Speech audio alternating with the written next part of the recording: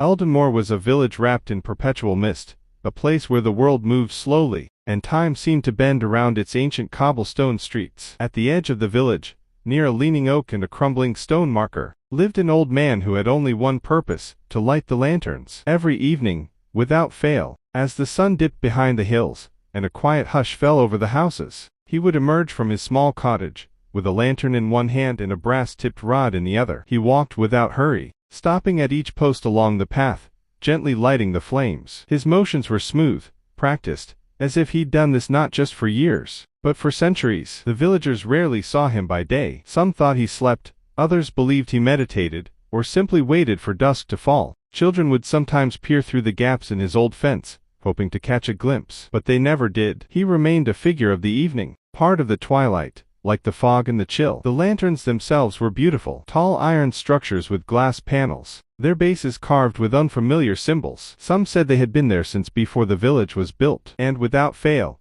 they always lit, even in rain or snow, their flames never faltering. Nobody remembered when the lantern keeper had started. He had always been there, as far as memory served. The elder said he had replaced someone before him, and they someone else before that. A line of keepers stretching so far back that the first was a mystery even to the oldest records. And so the village slept under his light, silent, safe, and forgotten by the wider world. Aldenmor glowed gently in the dark, like a dream preserved in glass. Beyond the towering ridges of the Northlands, past the frozen rivers and silent tundra, there once stood a place whispered about in the oldest songs, Lorien. It was not marked on any map, nor did it appear in the journals of travelers. Yet for those who stumbled upon its winding path, what awaited was not just a village, but a sanctuary of thought. In Lorien, the streets were lined with polished stone, and buildings curved in harmony with the land. It was a quiet place, one of candlelight and parchment. Inside its great domed hall,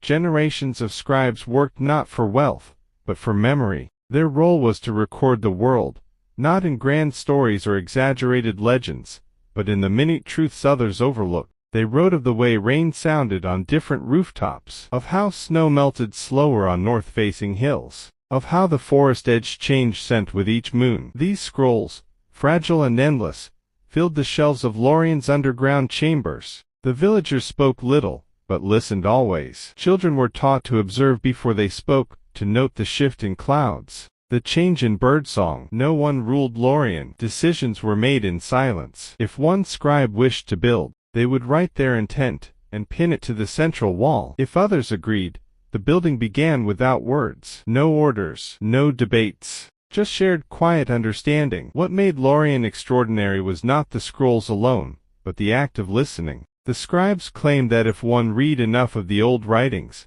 the scrolls began to hum faintly at night. Some even believed they could hear the past, not voices, but emotions, the trembling of joy, the stillness of grief, the warmth of a distant summer evening. No armies ever marched to Lorien, no king laid claim, and eventually, the village faded from memory, buried in snow and time. But on windless nights, in the hush between dreaming and waking, some say you can still hear the scrolls whispering. They are not gone. They are waiting.